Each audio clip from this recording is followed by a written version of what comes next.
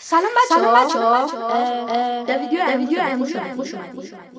ما داریم میخوان یه موقعی مختصر پلی استیشن و ایکس باکس. خب همون اولین نشه و خب بریم سراغ مقایسه مختصرمون. خب پلی استیشن یه خوبیایی داره، ایکس باکس هم یه خوبیایی داره، ولی بعضیا که خیلی هاشون هم میخوان کنسول بخرن فکر میکنن که پلی استیشن بهتره، یعنی PS5 بهتره از ایکس باکس سری ایکس یا سری اس. میخوام اینو بگم که این واقعا غلطه.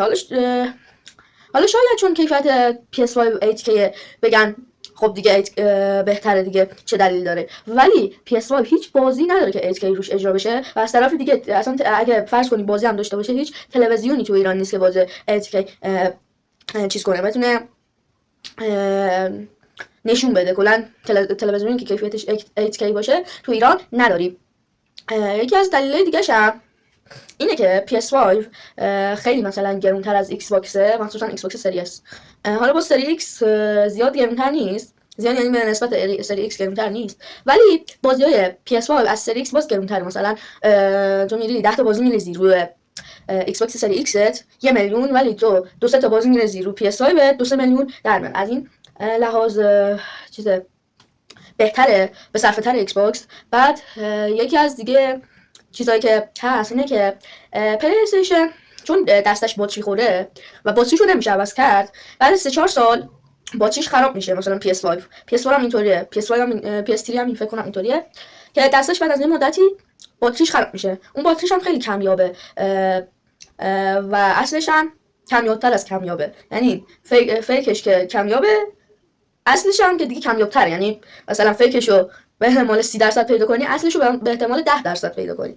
پس از این لحاظ دسته ایکس باکس به نظرم یه چیز بهتریه که باتریش دیگه اصلا خراب نمیشه. هر وقت خراب شد باتری قلمی میخوره دیگه، هر وقت خراب شد شارژ باتری قلمیش خراب شد میتونی بری یه بخری یا باتری قلمی شارژی بخری روش بندازی. از این لحاظ خیلی خوبه. بعضی هم میگن با دسته ایکس باکس و این چیزا مشکل دارن که به نظر من این مشکل اونا الکیه، چون دسته PS5 هیچ به نظر من فرقی با دسته ایکس باکس نمیکنه. مثلا اون مثلا PS5 ضرب در داره ولی ایکس باکس سری اس و اس به جاش A دارن. این تفاوتشون هیچ فرق نمیکنه که PS5 مثلث و ضرب در و مربع و دایره و اینا، ایکس باکس هم A و B و Y و X.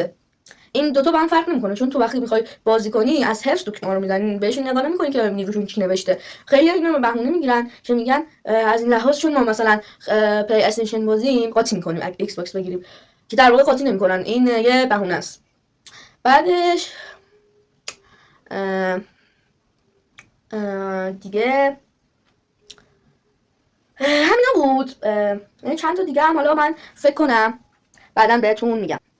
بعدش حالا شاید بعضیا بگن PS کلا بازی انحصاری بیشتری به نسبت به ایکس باکس داره، ولی بازی انحصاری زیاد فرقی به نظر من نداره. چون مثلا گاد آف وار که یکی از بازی انحصاری کلا PS رو ایکس باکس نصب میشه. مهم اینه که رو کنسول بازی که میخوای انجام بدی نصب میشه، مهم بازی کردنشه، مهم این نیست که بازی انحصاریش حالا باشه یا نه.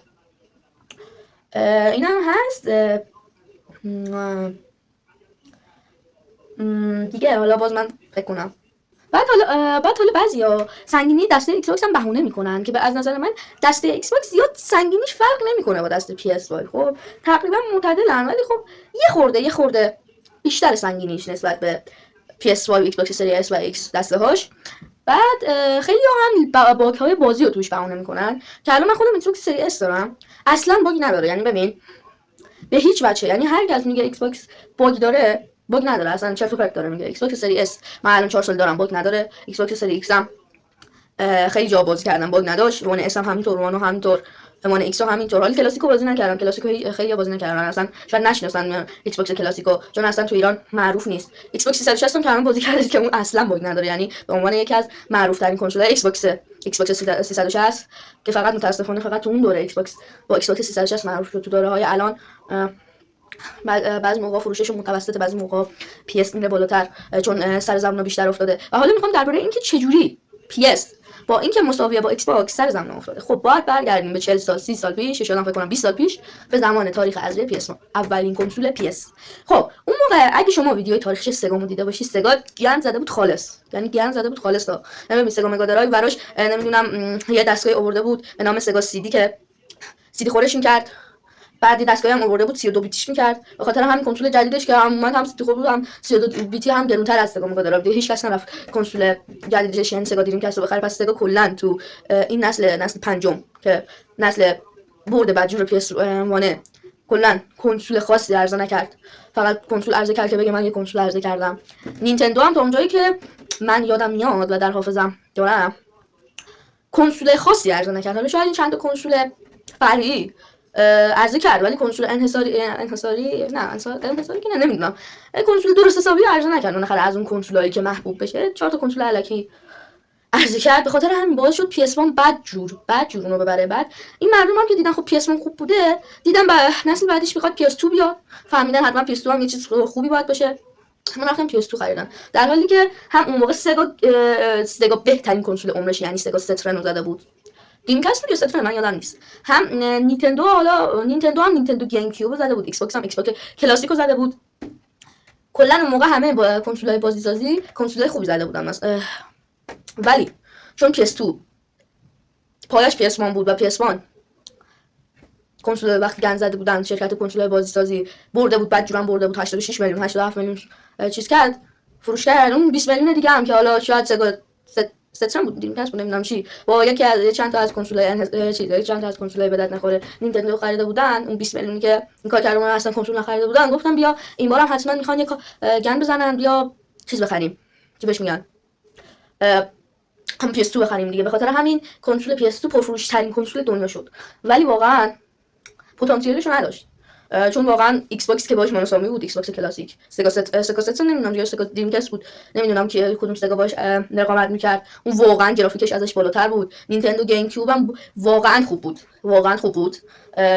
ولی خب مردم دیگه گول خوردن به نظرم، بعد خورده نقد و بررسی میکردن. بعد الان میرسیم نوبت به PS3. چرا ایکس باکس 360 معروف شد؟ بازم اون موقع فکر کنم نینتندو که کنسول خاصی نداد، نینتندو ویو داد، حالا یادم اومد نینتندو وی خیلی معروف شد ولی تو ایران معروف نشد. خب به خاطر همین PS3 خیلی کمه، نینتندو وی هم خیلی کمه. نینتندو وی خیلی خوب بود. بعد PS اومد گفت با خودش گفت من هر چقدر قیمت بذارم میخرم دیگه، طرفدار کسب کردم و اینا. اومد PS3 رو بعد جور قیمت گذاشت، یعنی 600 700 دلار قیمت گذاشت و خیلی بود دیگه. هیچ کس PS3 نخرید، همه رفتن ایکس باکس 360 خریدن تو ایران. به خاطر همین ایکس باکس 360 خدا رو شکر اون نسل برد به حقش رسید. ایکس باکس 360 حالا با PS3 مساویه خب، ولی اینکه ایکس باکس ببره نمیدونم، حالا طرفدارای PS میگن PS، طرفدارای ایکس باکس میگن ایکس باکس، ولی من خودم ایکس باکس 360 رو واقعا بیشتر دوست داشتم. PS3 رو بازی کردم خوب نبود، یعنی به ایکس باکس 360 نمیرسید. بعد نسل بعد PS4 اومد. PS4 خب خودتون میدونین چقدر سر زبون افتاد دیگه، چقدر رفتم PS4 خریدم. اون موقع من هم وان بازی کردم، وان اس و وان ایکس. البته اولین کنسولی که من بازی کردم PS4 بود. خب PS4 باز خیلی حال میداد، یعنی من بازی می‌کردم عشق می‌کردم، خیلی کنسول خوبی بود و اینطور نبود که بگیم نباید اینقدر فروش داشت، حقش بود. ولی کنسول ایکس باکس هم اون موقع ازش بهتر بود، یعنی ایکس باکس وان ایکس از PS4 پرو بهتر بود، چون کیفیتش 4K بود و PS5 پرو کیفیتش 720p بود یا همون HD بود.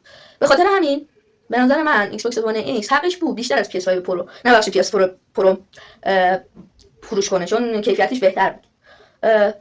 ولی خب PS4 معمولی با من حقش بود، PS4 معمولی خیلی خوب بود. ولی خب بازم با ایکس باکس وان و وان اس کیفیتش فرقی نداشت، فقط خیلی سر زمونه افتاده بود، بعد یه خورده هم دستش بهتر بود. به خاطر همه رفتن PS4 خریدن که بازم خیلی کنسول خوبیه، من خیلی دوستش دارم. ولی دلم برای ایکس باکس میسوزه، اینجا ایکس باکس مساوی بودنش به دید اصلا نمیخوره. اصلا من از همه کسایی که من میپرسیدم گفتم ایکس باکس یا PS، بیشتر میگفتم PS، در حالی که این دو تا واقعا مساوی ان. ولی چون کسی نیومده از حق ایکس باکس دفاع کنه، همه دارن میگن PS. سر همون PS وانه که خدا بگم چیکارشون نکنه کنسولش چیز کنسول سگا رو کلا شرکت سگا رو باشه حتی نینتندو که یه جورایی تقصیرش بود که گذاشت PS1 همینطور بهش ایراد داد، گذاشت PS1 بعد جور ببرشون. مگر نه اگه اون شرایط به وجود نمی اومد باور کن همه میگفتن ایکس باکس مساویه. الان خیلی از گیمرهای معروف هم میگن، خودتون حتما دارید دیگه کانالای گیمرهای معروفو، کسایی که یوتیوب دارن هم میگن مساوی.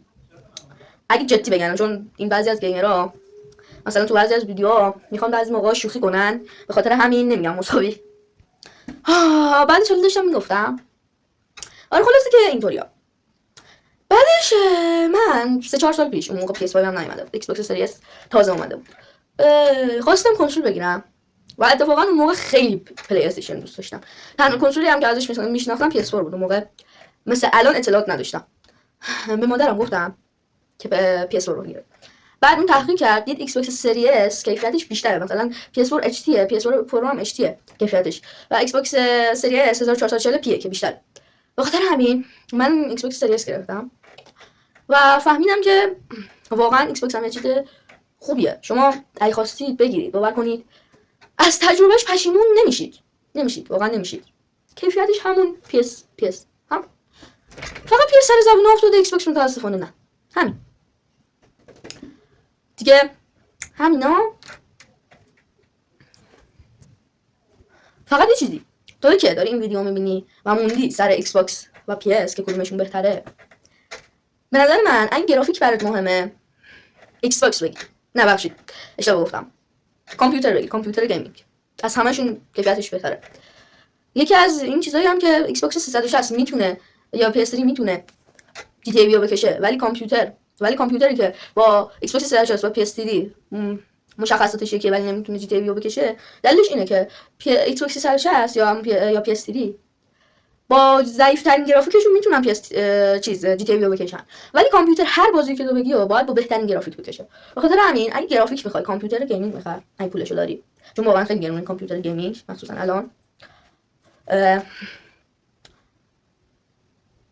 اگه لوگو میخوای، لوگوش واقعا خیلی قشنگه، ایکس باکس از نظرم یه حس غرور خاصی میده و به صرفه تر بودن کنسول میخوای، ایکس باکس بگیر. و اگه بازی انحصاری میخوای، پلی استیشن بگیر. بله، این یه نکته هم عرض کنم که PS5 و PS4 رتون رو اگه خواستید بازی روش نصب کنید، هیچ وقت نذارید از شب تا صبح بازی روش نصب بشه، چون ممکنه بسوزه و 20 میلیون 30 میلیون پولتون بره رو هوا. به خاطر همین همیشه یه جور بازی روش نصب کنید که خودتون هم بالا سرش باشید، یعنی حواستون باشه. البته خب من یه چیزی یادم رفت اینجا بگم، این بود که برنامه‌های ایکس باکس و PS، خب PS پلی استیشن پلاس داره که میتونید بازی کنسول قدیمی رو روش بازی کنید. خب ولی به نظر من این پلی استیشن پلاسش به ایکس باکس سری ایکس خودش نمیرسه، چون که ایکس باکس سری ایکس هر دیسکی، یعنی دیسک ایکس باکس کلاسیک، ایکس باکس 360، ایکس باکس وان اس، وان ایکس روش بذاری، البته خب سری اس دیگه دیسک نداره و دیسک خودش هم بذاری طبیعتا میخونه. ولی PS5 خیلی از من گیمرها رو دیدم و همینطور PS4 و PS3 و PS2 و PS1 که دیگه قبل ترش نداریم. کلا همه این کنسول PS دیسک همدیگه رو نمیخونن، کلا نمیخونن، ولی ایکس باکس سری ایکس دیسک همه کنسولای قبل از خودشون میخونه. این یه چیز خوبه که البته پلی استیشن پلاس رو شکست میده، چون تو میخوای اینترنت بدی، معلوم نیست 20 گیگ 30 گیگ بازی رو پلی استیشن دانلود کنی، بازار تو بدبختی با اینترنتی که الان ایران داره. ولی تو یه دیسک برمی‌داری برای هر کنسولی از ایکس باکس باشه، میذاری تو ایکس باکس سری ایکس راحت میخونش.